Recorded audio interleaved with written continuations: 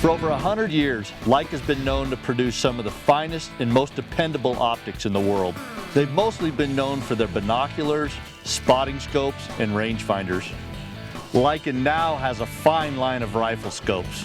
The new ER series with IBS Reticle is a one-piece 30mm tube.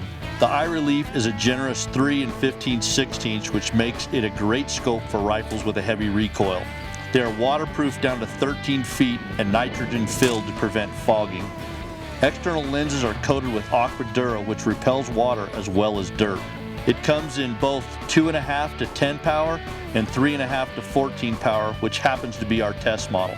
It is very complicated to make things simple, and simple's the case when it comes to the IBS Reticle. Once you have your ER rifle scope mounted on your favorite hunting rifle and sighted in, a visit to the Leica website and IBS ballistic calculator will get you dialed in for longer ranges.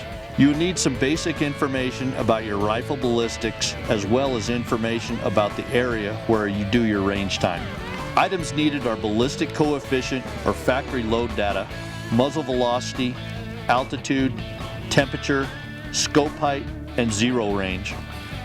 Once set, you can print the data for your specific hash mark and tape it onto the side of your gun for future reference.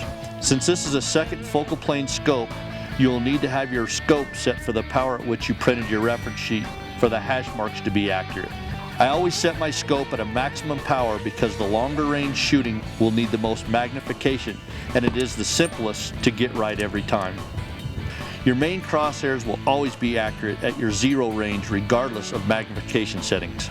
Windage hash marks are a great asset in doping the wind at extended ranges, but it will take some practice to be accurate at the longer ranges. Once you've got all of that completed, all that's left to do is go to the range, validate, and practice, practice, practice.